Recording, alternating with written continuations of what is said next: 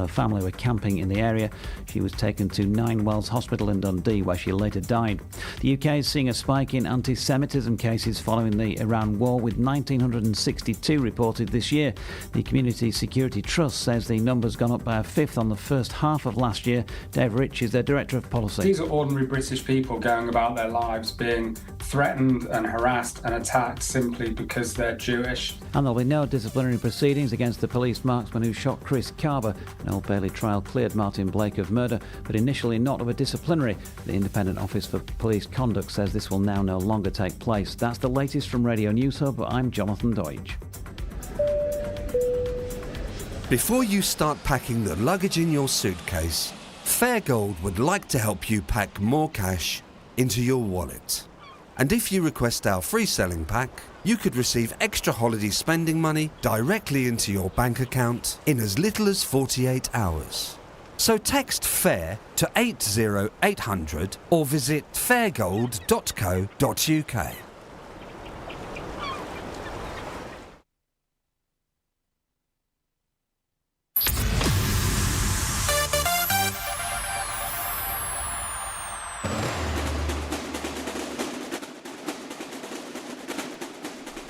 Good evening, welcome to the Boro Women Hour here on The Red. This is our first programme of the season and we're very, very excited. I want you to join in as well. It's not just me and it's not just my guests who I'll introduce in a minute. I want you to join in, so go onto our Facebook feed, watch us live. Yes, I know it's 6 o'clock at night and we look a bit rough, but not as rough as I look at 6 o'clock in the morning, believe me. But please send your questions in. I'm delighted that for our first Boro Women's programme, we've got Jo Lillie, head coach. Jo, welcome and thank you so much for joining me. And also we've got a sponsor. Very exciting. We've got a sponsor. Who's our sponsor, Max? So that's absolutely brilliant. Okay, so welcome. Jo Lillie, head coach of Boro Women. Brilliant to have you on the programme. You can set the scene for us, really, because what I want to do on this show is not just, we'll talk about football, obviously, we'll talk about the games, we'll talk about what we've seen. I want to just dig in a bit deeper. I want to get to know and let the listeners have a little bit of knowledge of the people behind the boots and the shirts, so we can get to know some of the players and the coaching staff. And so we'll delve into you in a bit.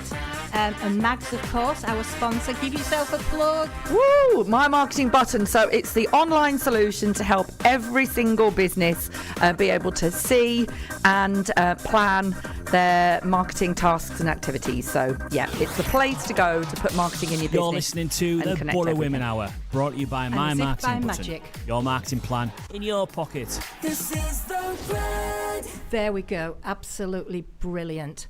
So, Jo, we'll start with you. Pre-season's nearly over. You've got a game behind closed doors, haven't you? We've got Sunderland PG on Sunday, yeah. Coming up, yes. But what have you made of your pre-season so far? How's it been? I mean, I was at the Celtic game, and as I said to you earlier, massively impressed. Yeah, no, me too. We've had 6 games so far, a mix of games of teams that are below us and are above us, and it's been really positive. Caroline, we've been really impressed with how the girls have come back, and that's kind of no detriment to how they've come back before, but they've come back in great shape. They've proven themselves multiple times. We've had some really tough tests against Sunderland and WSL, Celtic, as you'd mentioned, and Durham as well. So, I think across the full programme, we've only conceded 1 goal so far, which is really positive.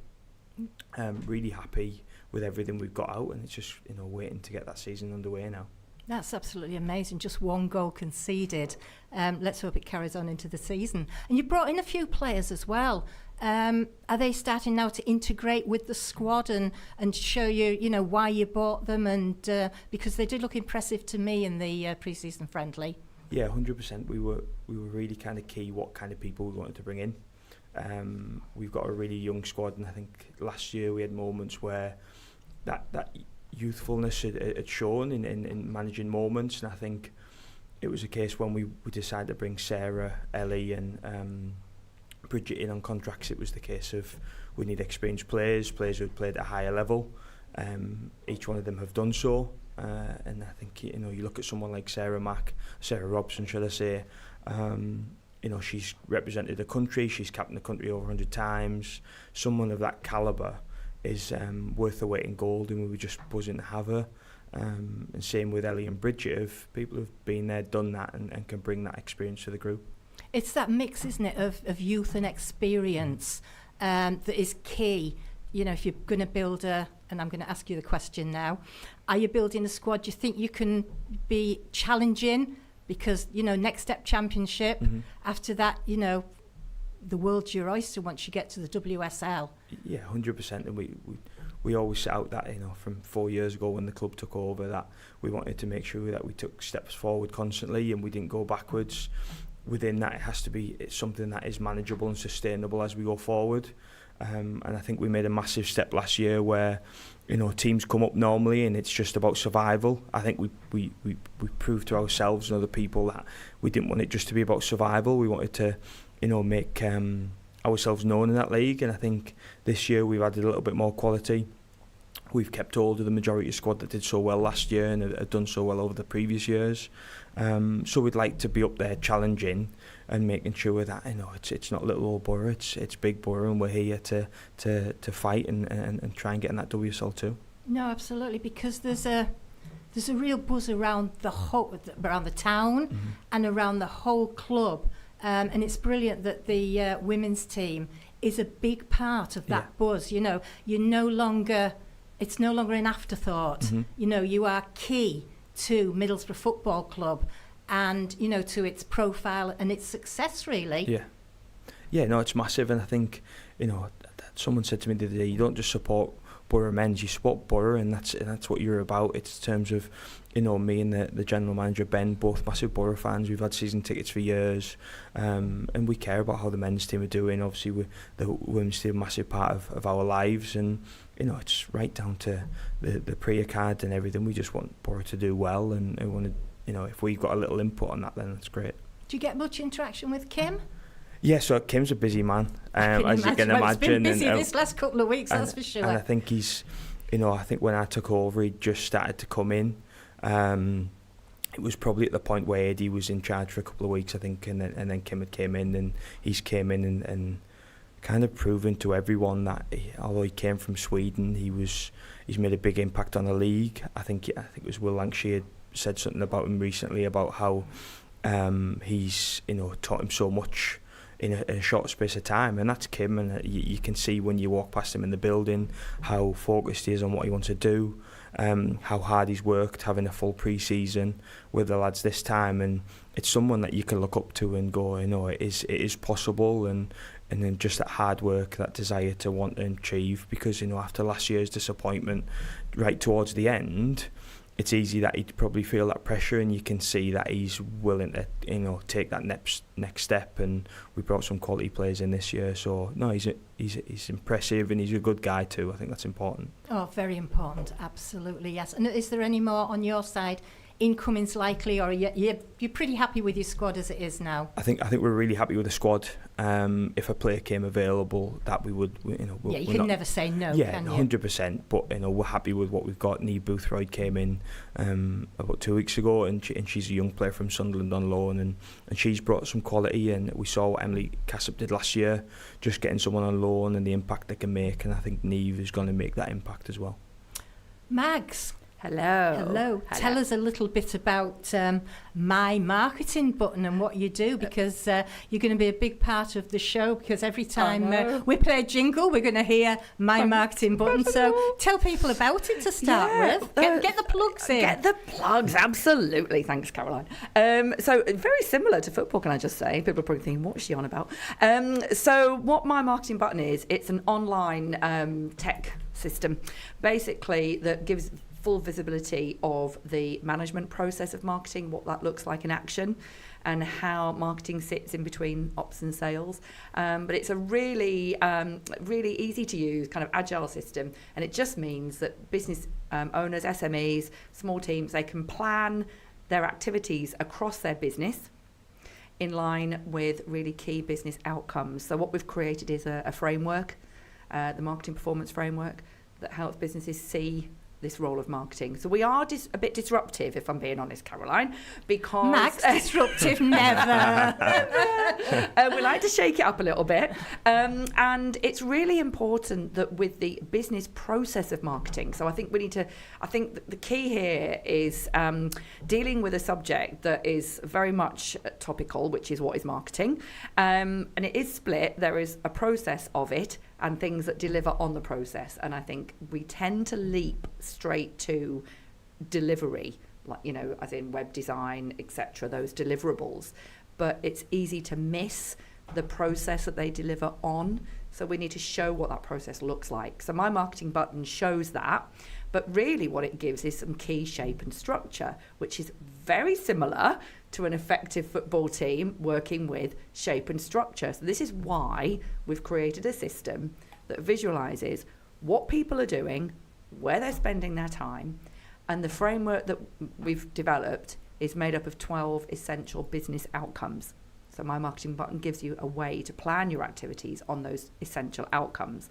So it's very similar to, for example, something that Joe wouldn't do, which is Joe would not say to the women's team, off you go and play football on that green thing out there called a pitch.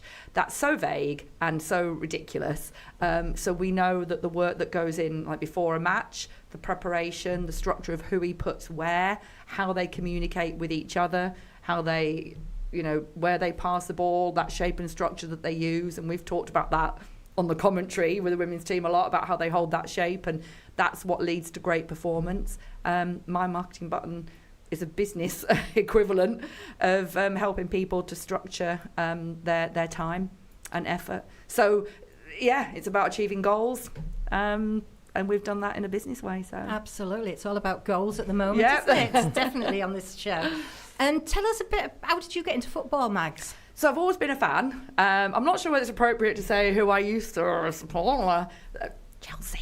Anyway. The team. No, that's not gone well. Chelsea have broken my heart at Wembley, particularly. And that was a long many time. times. So I'm kind of still a bit of a fan. But we'll forgive you. But we'll forgive me. But seeing as I've been in the area for ages, I've always loved football. And it was through Ben, the general manager at the club, that he got in contact about 4 or 5 years ago. And I just saw a real opportunity to kind of get involved with something that I was really passionate about, which was kind of the women's team, and just started off just kind of being a bit of a sponsor, but then ended up going to every match, absolutely falling in love with the team, just really getting behind what they were doing. And I think it was that thing in me that, like, rooting, not don't mean the underdog, I don't mean it like that, but kind of thinking, come on, let's get behind this team, because there's a lot going on and the women's game needs that profile raising, and also for the area. It's like you were saying before, it's not just about, it's about the club, it's about the town, it's about uniting everybody, and the women's team was there and were doing that, and they just needed all the support they can get. So I kind of just gradually got more and more involved, and love it. Yeah. Actually, what Max says there, Joe, it is the whole town, isn't it? And I think that's we've had these conversations last year on the Big Red Borough pod. It's what makes Middlesbrough different to so many clubs. I get so cross when people say, oh, Steve Gibson should sell out. He should sell to somebody with billions. Steve Gibson is the heart of the football club. And the football club, men's, women's, academy, whatever, juniors, they're the heart of the town, aren't they? Yeah, I think the North East has that likeability, that, the passion, the drive, and the understanding that football is something that people can come together over.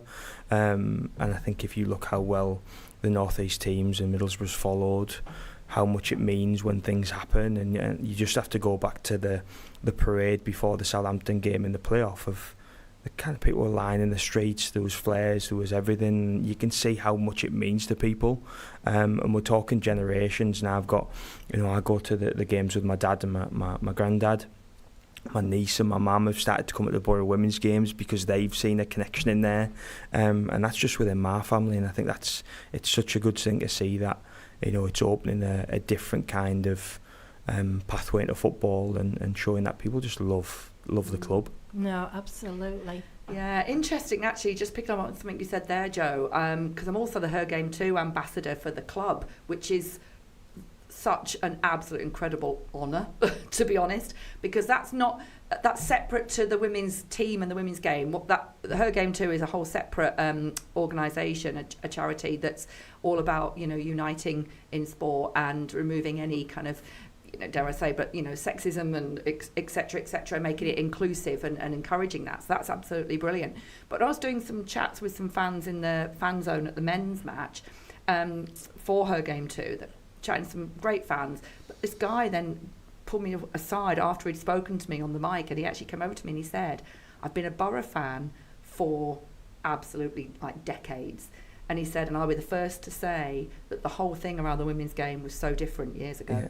And he said, but I'm telling you now, as a loyal Boro fan, I'm delighted to see the difference. Yeah. And he said how much they're now kind of really interested in watching what the women's team are doing. And I just thought that was really refreshing, but for him to actually get up and come over and speak in that so directly without being asked. Yeah. No. Yeah. I thought that was lovely. Yeah, it's at the thought of people, and people are thinking about Boro women as well is totally. And seeing that as one club. Yeah. Yeah, totally. I mean, when I first started following football, and I'm quite a lot older than both of you. I went to my first. I don't know, Caroline. I went to my first Boro game in the late 60s. I mean, there was no women's football, obviously women, girls, you didn't play football. And there was very few female fans as well, and it was difficult at times, but I went to my first game. I'll ask you about your first game in a minute, Joe. I went to my first game and I can remember it well. It was a pre-season friendly, Boro v Liverpool. Went with my dad and my brother, and I'm still going all those years later because I just totally and utterly fell head over heels with football, but with Middlesbrough Football Club. And I can still remember that now. But I think maybe the Lionesses, Joe, do you think they have helped massively raising the profile of the game? I mean, after all, it was the women that brought it home, which the men haven't yet done. We can't forget that, yeah. Still, absolutely. I'm outnumbered here, There's a song in there, Caroline. No, I think that the Lionesses doing that, it just kind of boosted football. It picked things up in the women's game, and I think it kind of made people think, oh, okay, let's, we've got to roll with this, we've got to push it. The FA have done a great job in initiatives, things like Wildcats and stuff, is just pushing junior clubs to push, the open spaces for girls to feel like they can come and play football, and they're not kind of, mixed sessions. There's sessions that, girls and boys can play together, but there's also where girls can it can be led by a female coach, and they feel safe and they can enjoy football for what it is. That's what it is, isn't it? Do you think we'll ever see at a high level mixed teams? No, I can't see that, Caroline. It's the physicality, isn't it? Yeah, I think it's too, football's one game, and I get that, but it's two separate entities in another part, so I couldn't see that happening, really. Yeah, no, absolutely. Although there are some great players obviously in the women's game, but it is. It's the physicality, I think, as much as anything. Yeah. Did you ever play, Mags? Not really. I'm not sure whether it's appropriate to say, but I might just happen to mention the last time I kicked a ball, Caroline, was at Wembley. Oh yes, I know. Did you hear about that? Oh my word! Yeah. Oh my word! They said over the tannoy. That's so funny. And we've got a Boro fan here, and it's Mags Bradshaw. And I thought, of course it is. Yeah. Who else would it be? Yes, actually, having seen you do that, you've never played football, I was have you? Now you might realise that, that was such a fluke that the whole guy who actually is a player, I thought, well, they're never going to win. But I don't think he read the memo in terms of the whole idea was to get the ball nearer the bin. Yeah, you did well. So I got the ball nearer the bin, although I didn't kick it very well. Yeah, I was like, I hope Joe Lillie's not looking. He's not going to call me up, is he? Sadly, way. That call didn't come. No. I'm still waiting, Joe. I'll give you my number. Yeah. A little bit longer, a little bit longer. So can you remember your first Boro game, Joe? Do you know what I was just thinking when you'd mentioned that? I can't remember. It'll be with my granddad, probably around the Carling Cup time, and it was just a case of, I remember, Mendieta, Zenden and that era of football, but it was weird because both me and my sister, I've got 2 sisters, Jade and Megan, and me and Megan shared that love for football, and our granddad used to kind of, I can remember when we were in the Premier League and we used to get the fixture list, and me and my sister used to go, right, you pick a game, and we'd take it in turns to go with our granddad. So probably around 2003, 2004, and then probably more so when we beat Man City 8-1 was probably the one that sticks in my mind, where I was probably starting to get old enough to just remember them things, and then, you know, the slightly darker times of being in the Championship for a bit longer with Strachan, and then coming through with Karanka more so of, and now we're into the Kim Hellberg stage. So yeah, 2003, 2004 probably was the time I can remember. You can really remember. Yeah, because of course, you know, talk about dark times, there was 86, which really isn't that long ago. People forget, you know, the gates were locked at Ayresome Park, but we went from there to Europe, through to the Premier League, and yeah, we've been in the Championship now for far too long, but, you know, hopefully it'll get sorted. But back to the women's game, and we've talked about the Lionesses, and which player would you covet if you really could sign any of them? Because I noticed that some of the money that the Premier League players and the ones around Europe are going for now, there's some money in the game, isn't there? 100%. Somebody's just signed either from or to Barcelona. Yeah, I think London City Lionesses. Yeah, that's right, for a lot of money. Me, but, yeah. Do you know what? I think I'd love someone like Beth Mead, just because she's a North East girl, and having something like that. I think it's important, and you know, when you think about some of the better players we've had in the first team over the years, they just mean a lot more that when they're from the North East. And I think if we could, you know, if Beth was listening, if she wants to come down, she can contact the club. But you know, someone like that of just a bit of a marquee signing right now would be amazing. Brilliant. Yeah, Beth, if you're listening, we'd like you on the show as well. Yeah, absolutely. Right, we'll chat some more after the break. Brought to you by My Marketing Button, your marketing plan in your pocket. This is the road.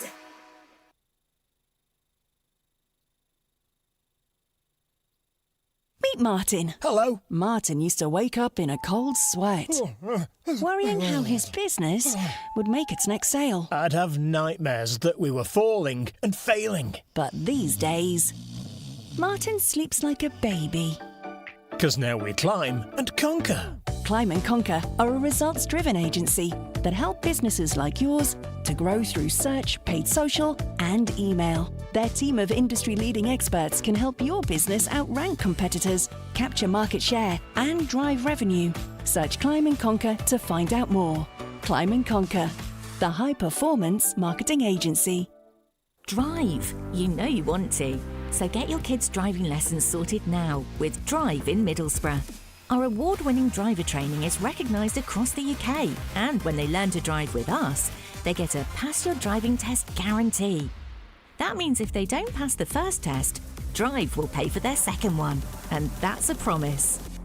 Let us put your kids in the driving seat. Visit just-drive.co.uk. That's just-drive.co.uk. Take your taste buds on a culinary journey at Rio Brazilian Steakhouse and Tomahawk Steakhouse. Prepare for a carnival of South American flavors at Rio Brazilian Steakhouse as you dine on prime steaks cut and cooked the Brazilian way.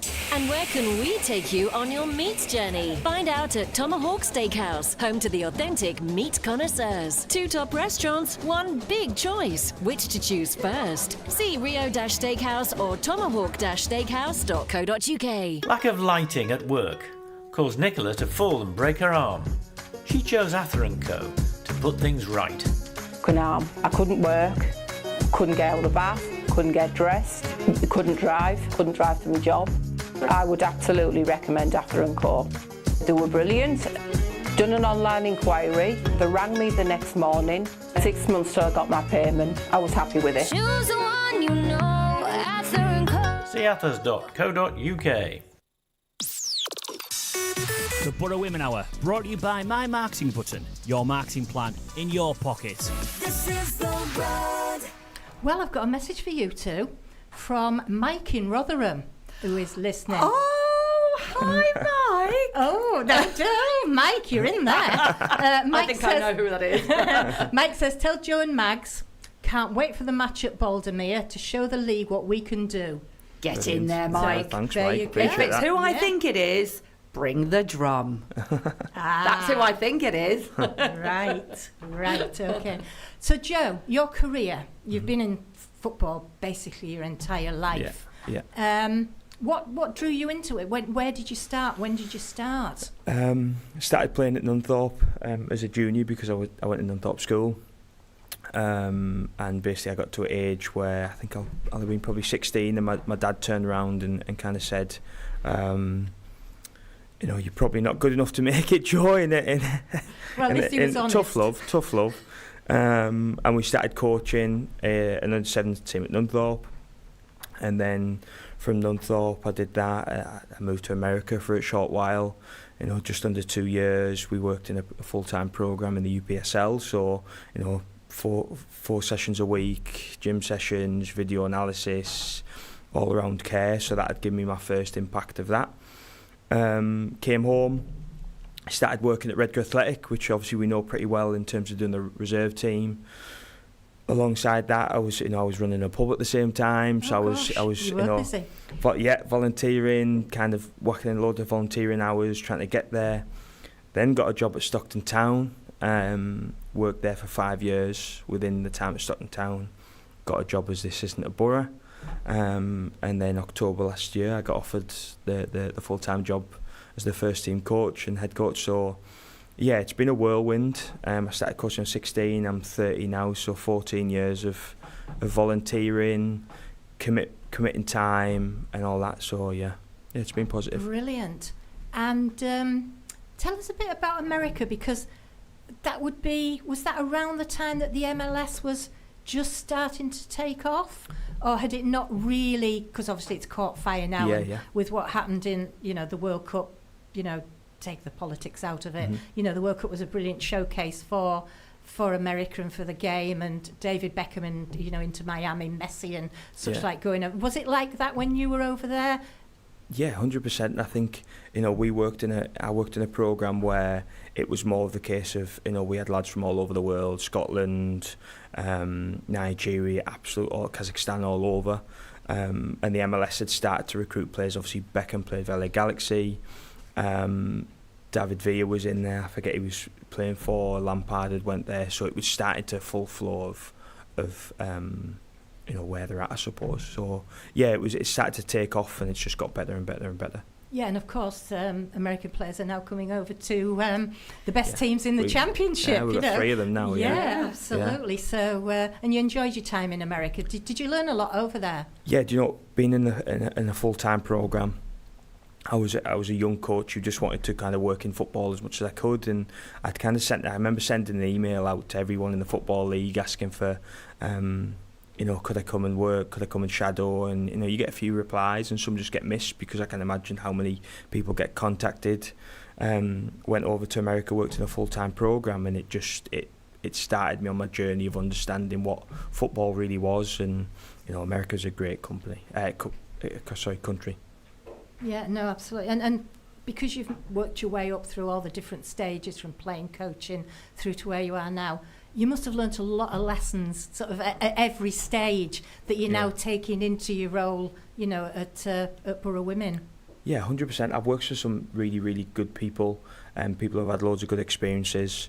And I think, even now, we're going through pre-season. We talk about with the girls that nothing's going to be perfect. It's impossible to get that perfection right now, and we're going to learn. I'm going to be humble enough to understand when I've made a mistake, and they, the expectation is they do the same. So, we're learning all the time. Like I said, I've been kind of in contact with loads of really good people. People at the club right now are there for support, no matter what kind of or where they work in the club. So yeah, we're learning all the time. We're getting better, and yeah, it's been a good journey so far. And if I had to ask you who's your mentor? Have you had some sort of? I know you've talked about your family and going to the football with them. Is there somebody that you've always turned to or always looked up to in your football career? Yeah, I think it's I vaguely remember when I was at Nunthorpe, Tony Mowbray's kids were there, and Tony spoke about humility. and being humble in what you do, and that's always stuck with me. I was probably 17, 18 when he made that talk, and that's still now. I listen to Tony speak when he's going through things. Obviously, he's a Boro fan, and I'm a massive believer that promotion team that Karanka took up, Mogger actually put the spine in. When you look at Dimmy and Ayala and people like Ledbetter, but I think that the fact of just being a humble person, understand that you treat everyone equally, and no matter if they are the the groundsman or the first team coach, everyone's treated the same. Everyone's a human being.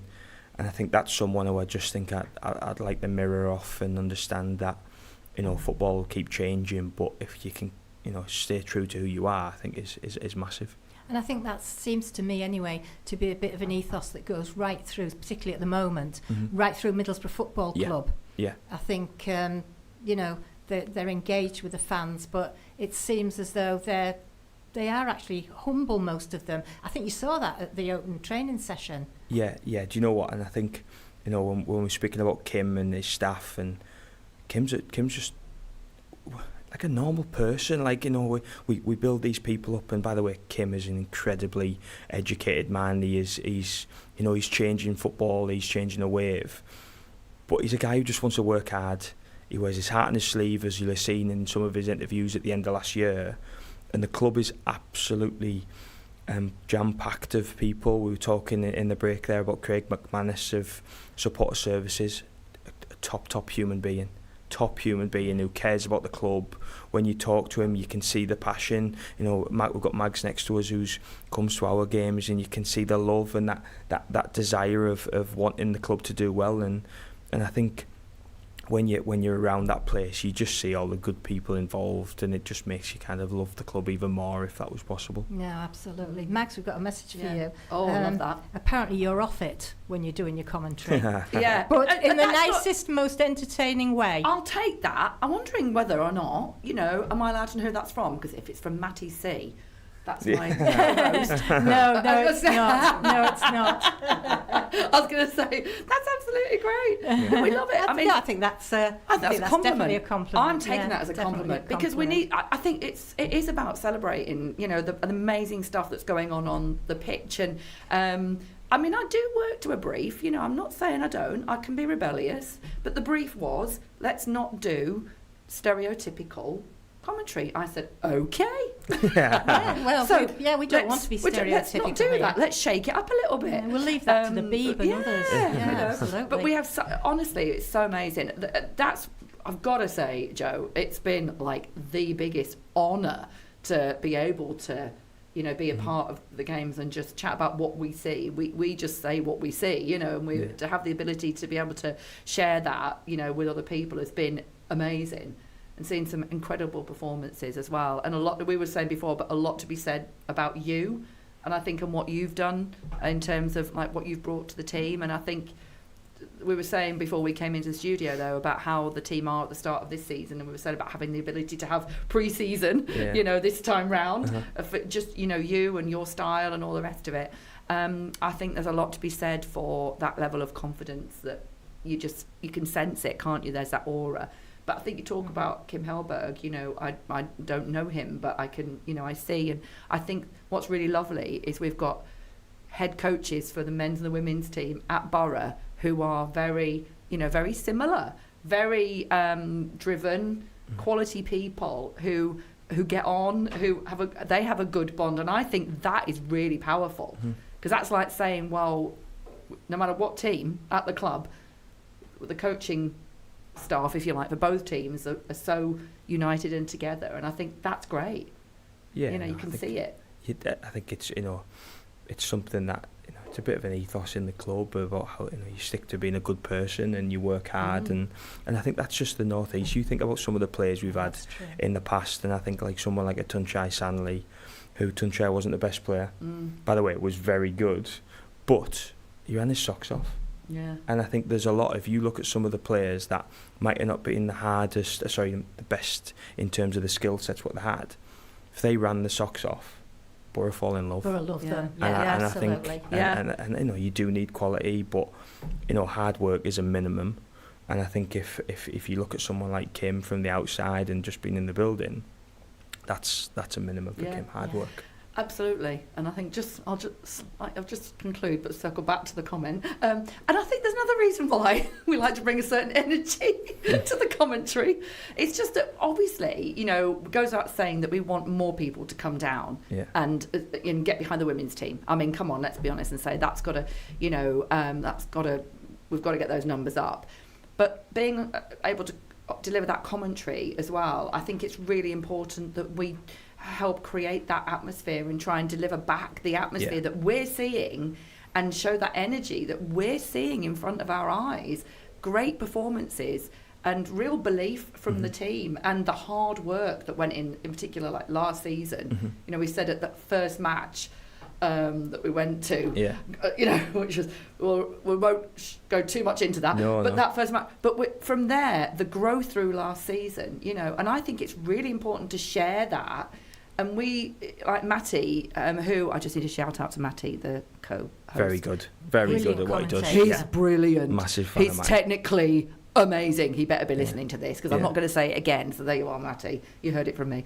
But we were saying that we're not on TV. It's radio, so people can't see it. It's very different when you're watching and then you've got a commentator. So we've got to paint those pictures, and I think we've got to represent and showcase just what is happening there and what an outstanding day that is, and team performance from Middlesbrough women and what they're bringing, what they're doing. So I think we've got an important job to share that. Absolutely, really, absolutely. Joe, you've worked in both games, obviously men's and women's, and something that I noticed, it's very different attending a men's game to a women's game.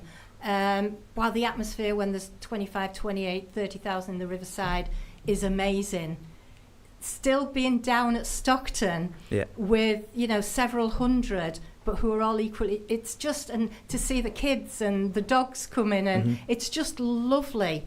And do you worry that might get spoiled if the game gets even more commercialised, shall we say, than it is now? No, I think that the women's game is always going to have a different feel to it, and I think yes, it's a game of football, and I think I said before, it's it's a slightly different feel. It's more of a family feel, and by the way, I think what is happening now with clubs are trying to latch onto families and really kind of supporting families and giving them that full experience. I think it's just it's a more of a lighter game. We play on the Sunday instead of the Saturday. Families are a massive part of what we do, and I think what was important for us within that game is that we're young girls specifically are seeing a pathway into following dreams and doing that. So I don't think it's going to get ruined. I think hopefully it'll get bigger. Our attendances are going from 200-300 to 400-600 over a span of probably 18 months. So we're doing something right, and the club's doing something right. The people who support the girls are doing it right, and I think hopefully that just keeps on growing. And talking about your girls, the players, are they seeing themselves increasingly as role models, basically, because there will be a lot of younger girls around the Teesside area, around Middlesbrough, as Mags alluded to. It's not the most affluential area. No. There's not a lot of life chances. Are they seeing themselves as role models that these girls can look up to? 100%. And we did when we got the girls back from pre-season, we did a presentation, and part of the presentation was social impact, and I put a lot of images on the board, and they were girls with signed photos with their name on the back of the shirts, making appearances, because our girls work full time, so they have they're training on a night, so I realise time is precious. But the importance of going, look, you're in a position where you can be a role model for girls. You can, you take that minute to get a picture, you take that minute to sign an autograph. And I told the girls one of the stories of my little niece Elsie. We had a player on the pitch last year, Chelsea Calendar, who was 16 at the time. Elsie was 6, and she turned around to my dad and said, that means in 10 years' time I can be a professional footballer.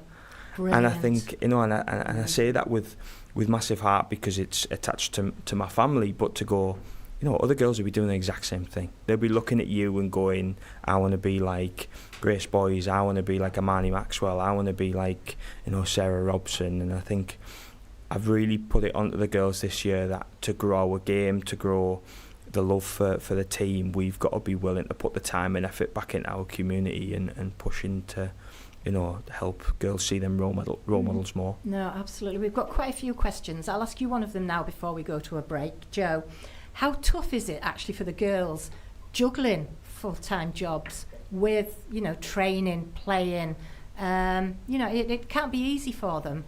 Yeah, no, it's not. And then, we had we did really well in both cups last year, which packs our schedule. Of course, and we've got evenings as well, haven't you? I think coming up in the first month, we got 4 games within 2-week periods. So, it's going to be tough for the girls, but they, we manage them through. We look after them. We make sure we take some time off when we need it. But we offer that full support of what we can do on and off the pitch in terms of nutrition, rest, recovery. We've brought on a mindset coach this year to help the girls manage what they're doing at home. So it is tough, but again, you're a short-time footballer and you've got to be willing to take them commitments. So, we just manage it if and when, and when they need a little bit of time off, we can give them, and when we need to go a little bit harder, we'll do that as well. So yeah, it gives a little bit of insight into a week in the life of a Boro women player. When do you train? When do you do you prep with them pre-match? Yeah, so we train Tuesday, Thursday, Friday nights.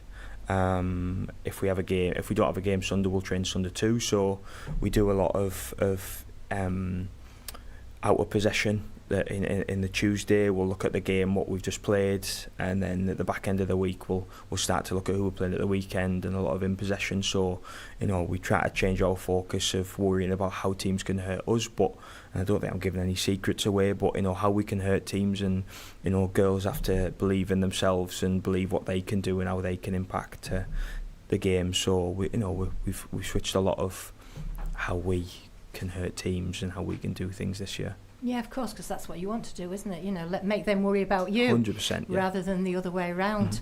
Well, we'll have a quick break and then we've got a few more questions. You're listening to the Boro Women Hour, brought to you by My Marketing Button. Your marketing plan in your pocket. This is the Red. Pitch Sports Bar opens soon, and we'll be showing all the big games live on our massive 7-metre LED screen. It's almost game time. Middlesbrough's new home of sport will be the place to meet, eat and experience all the highs and the lows of your favourite teams. Discover more at pitchsports.bar. Every fan, every sport, one pitch. Pitch Sports Bar opens July under the 66. Are you looking to replace your tired windows and doors? Well, look no further than Brightside Windows. Brightside Windows is a premier provider of high-quality window and door solutions across the region. Stepping through the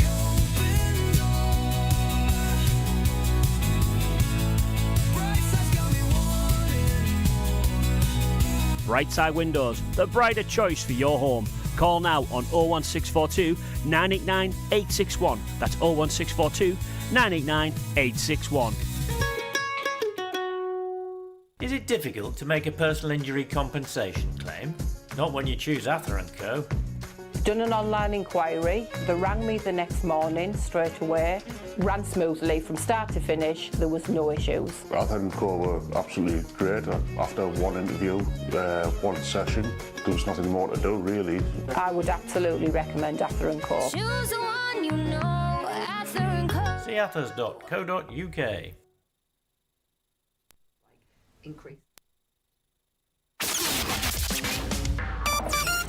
That's the Boro Women Hour, brought to you by My Marketing Button. Your marketing plan in your pocket. This is the Red. Well, that's not quite the Boro Hour finished yet. We've got another 15 minutes or so we'll get on with some more of your questions. Mags, Matty C is listening. Oh. He says, thanks, Mags. Can't get my head out of the door now. Matty, I missed you. Absolutely. And Scott Watson says, hi, Mags and Joe. Can't wait for the Boro matches to start. Boro women matches to start up the Boro. Good to see you back, Scott. You're a getting nice one. lots of love on the Facebook and the WhatsApp. Yay, we're doing a red heart. Caroline, there you are. I know they can't see, but that is me doing a heart. No, we can see. So, Joe, a question for you. Mm-hmm. What's your favourite game under your management? We've been asked. So, can I have a couple? Can we cheat? Yeah, Can we of course narrow you some can. down? So, Have as many as you like. Liverpool Feds, which was the first game in my interim charge where we won 4-1, and Rebecca Ferguson scored a hat trick, and everything went right. I remember. Everything went right that game. I think probably that. I think the Cheadle game in the FA Cup, Liv Watts goal, the all-round performance. We were on TV. There was all that pressure, and the girls stood up and was counted for. And I think that was a bit of a day where I think we'd passed 1,000 minutes without conceding at home. So that was probably my favourite game. Is the Cheadle 4-0 win, Liv Watts goal. It was a perfect cap and a perfect game. Yeah, no, absolutely, yeah. And Joe, someone says something that we talked about a little bit earlier before we were on air. So glad we've kept Armani Maxwell. Yeah. Do you know what? It's been Armani has shown ridiculous amount of growth over the last. I'm just talking about the 4 seasons. The clubs we've had Armani here, and I think I'm not sure to say Armani didn't play much that first year. She's worked on a trade. She's worked hard, and I think she was ever present in probably the last 2 years. And then she was, the back end of last season, I thought she was superb. She started scoring goals she deserved. She was starting to make a name for herself, and hopefully Armani keeps on that trajectory. And if she does, it kind of helps us as a team because we can all, be on that journey together. So yeah, Armani's been superb. She's a Boro girl, which makes me a little bit more proud as well. So no, she's superb. And well coached, of course. Yeah, we'll go with that one. Yeah, no, Armani does a lot of that work. Yeah. Mags, I know you're a fan. Yeah, absolutely. I think I think even before the club were sort of involved as such, she was there, and I think we can. I absolutely agree with you, Joe. The growth in her has been incredible.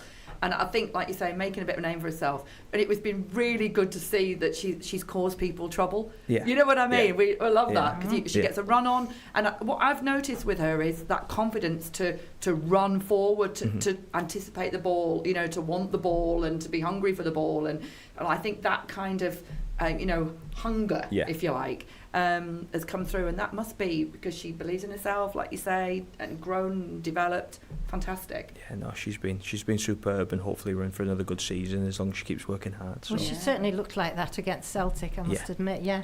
And I know we don't want to single out individual players, but Annie Mitchell, she's a young player that you look as though you've got a lot of faith in. Yeah, do you know what? Annie's spent the last year with the 23s, and she trained probably for the majority of the year, especially since October time, with us anyway. And she was just playing a game with the 23s, and we had a discussion over the summer and where we seen Annie, and even with my bosses about we wanted to be able to bring Boro girls through and show a pathway for the younger generation. So Annie's been really involved pre-season, and if she keeps working hard and she keeps showing them sparks of magic, I'm sure she'll be making a name for herself. And hopefully next year we're talking about Armani, but we're talking about how much Annie's made an impact this year and the growth we've seen in her. So she's got some learning to do. She's a young player, but it's someone we're hoping for good things from. Oh, excellent. Now just introduce us to the rest of the people behind the scenes. Who's your staff? Who's your coaching staff? Yeah, so obviously there's me and Ben Fisher. Ben Fisher's the GM. So he'll oversee everything that goes on. Sarah Robson, or Sarah Mack as she's known in the football world, she's going to be player coach this year, so she's bringing experience both on and off the field. So she'll help me on both sides. Craig Turns, a Sunderland lad who played for Sunderland many moons ago, and I think about 20 odd years ago. Great human being. Caroline, he's our goalkeeper coach. We've got Sarah Stones, who are our sports therapists. We've got Jason Elgie, Grace Nevitt, Ross Brogan, our analysts. We've got Lee Phoenix and Andy Woodward are our S&C team. So we've got a team of good people, a lot of local people in there. So it's not just me, and I get to sit and do these kind of things, but I wouldn't be anything without the team behind me, and I'm really sure about that, is that they put a lot of work, a lot of probably thankless work in terms of behind them scenes. So I'm really grateful for what they do. So you are really getting to a point where the setup behind the scenes is getting ready, maybe one day, to be fully professional club, because the setup there, analysts, goalkeeping coaches, it's all mirrors. The men's team, and it must bring an awful lot to the players. Yeah, 100%, and we're just trying to create the best environment we can, given what we've got. These people, you look at people like a Jason Elgie and Lee and Sarah, they've been there before the club took over, and they've been along with the journey. But we wanted to add in this, like on top of the mindset coach, on top of stuff like this now, is going, how can we get them 1%? And we need analysts to break down footage and support players. We need to look after them in a conditioning aspect. So we're just trying to cover platforms where the girls and our players can get that little bit more care. And you've got to have a lot of trust in your players, because you're not with them day in and day out. You're seeing them 3-4 times a week and playing.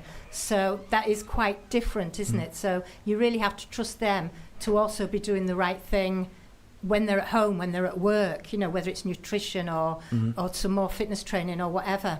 Yeah, ultimately, we want to have that trust in players when we can't see them, because I can't be everywhere. I'm not like Alex Ferguson, who had links absolutely everywhere and knew everything what was going on. Just flow teacups in the dressing room. No, just water bottles. No, but the girls, we've got a really good group, and they know to get where they want to go, to achieve what we want to achieve, they've got to be committed on and off the pitch. And I trust that group wholeheartedly, that they are putting, making the right decisions both on and off the field, really. And Stu Gawley says he's really enjoying finding out about behind the scenes with the women's team. So thanks, Stu. I think we're getting a few fans down there. So nice. First home game of the season? I've got my fixture list here. 23rd. West Brom. Yeah. 23rd, West Bromwich Albion. Get down to Stockton and cheer on the girls, because I think if you're a season ticket holder, you don't even pay to get in, do you? No, that's correct. But there's some decent grub in the burger van. I know, because I've sampled it. The hot dog stand that blocks out. If Matty's listening, Matty, here we go again. It's another season of the hot dog stand that blocks out one of the corners. But I just got to say as well, I think you're absolutely right. I think it's great to get people to get to know the players. Yeah, absolutely. I think that's such a key point. It's like you were saying, Caroline. Actually, knowing the team behind, like you say, because I think that is such a key point, Joe. Yeah. That really kind of sets the sort of the standard, doesn't it? And show that kind of support all round for the players. But I think it's people getting to know the players and their personalities, and that's the thing. Trying to do that on the radio and trying to talk about that, because I think that's so just people feel they can like really be involved when they know them as people. Yeah, I think and they are the girls who go to work, have families, have loads of things going on, and they want to chase a dream, and I think that's the biggest thing. And that's so inspirational, Joe. 100%. There's connections there to be made. Yeah, and you have to be totally and utterly dedicated. You do. To do it part time. Yeah. It's I won't say it's easy to do it if you're earning hundreds of thousands of pounds a week, because you've still got to be dedicated. But it's different when you're juggling a full-time job, maybe a baby or a child, and family and everything, commitments as well. It is a massive thing, and all credit to them and the way that they conduct themselves as well, because I've seen them around the pitch engaging with fans, and they do conduct themselves. They are a credit to Middlesbrough Football Club. I'm sure you agree with that. Yeah, no, 100%. They've I know Mags will see them in a different light, but how they act, how they go on and off the pitch is superb, and it's exactly what I envisioned, a team that I was coaching to be doing. But they do that naturally. I don't have to instill anything more with that. That's just self-led. That's a group of good human beings just making good choices. So and you can tell them how simple it is when they come into the studio. Yeah. We're very kind to them, very kind. Of course, no problem. I am looking forward to just getting to know some of them that little bit better, as the fans obviously are, as they keep telling us. So we've only got a few minutes left, so let's look ahead to the season.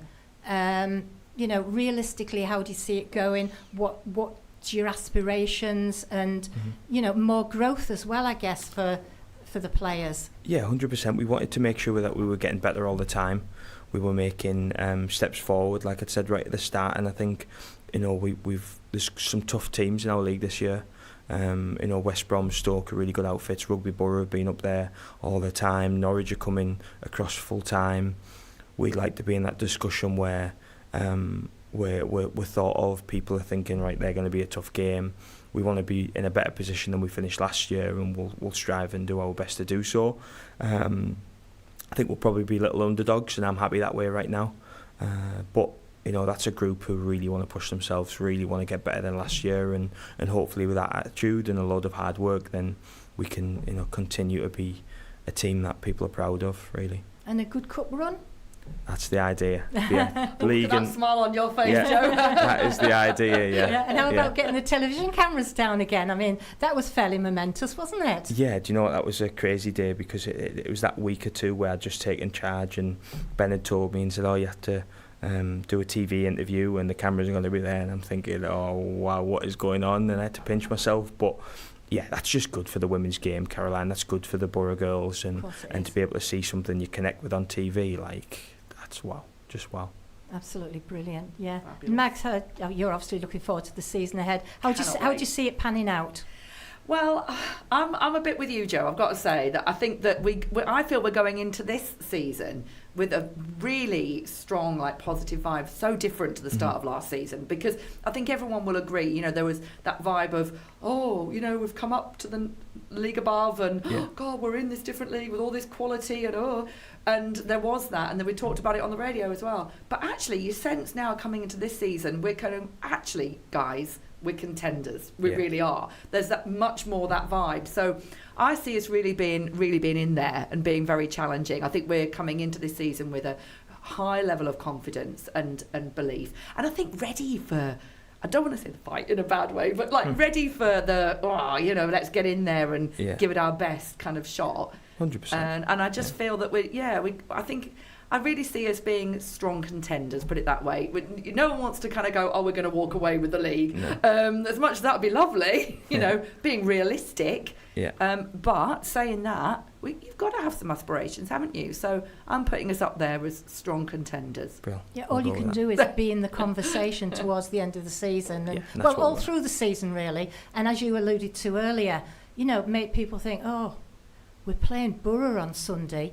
That is going to be a tough game. Yeah. That's what you want, really, isn't it? 100%. Yeah. We want a place where we make Stockton a fortress, and we're not giving up points, and then we're going away and thinking, right, okay, we're dreading playing Boro, and these have got a good team, and these have got people who score goals, so they're a tough defence to break down, and just that desire to want to beat what we did last year really is really important. Because I think we said that about. We were saying that about other teams last year, so I think it's like you said, that's where the growth is, isn't it? This time 100%. It's the other way around now. Yeah. It's a bit like I keep saying this line, I've said it all day today, but it's like the movie Grease. We're back this year, but this year we're seniors. And we're going to rule the school. Absolutely, you're right. Well, thank you so much, Joe, for coming in and giving us some insight into both yourself and to, the workings of the Boro Women. I just hope everybody's really enjoyed it, and, they're going to start engaging, get down to Stockton on a Sunday afternoon. And if not, then if you're away, listen to Mags and Matty on the Red, because you'll certainly be entertained, and you'll get to know the players, and, the more people that are down there and the more people that support, the better. And I think it's going to be a very, very exciting season. Yeah. One more plug, Mags, the marketing button. And if you're in business, get on there and go on to mymarketingbutton.co.uk and get it going, okay? And if you've got any questions, just get in touch. We're here to help. Brilliant. Thanks, Joe, and good luck for the season. Thank you very much. I look forward to us having another chat maybe a little bit later in the season when we're talking about how well the team are doing. Sounds good. Thanks, Caroline. That's the Boro Women Hour, brought to you by My Marketing Button, your marketing plan in your pocket. This is the Red.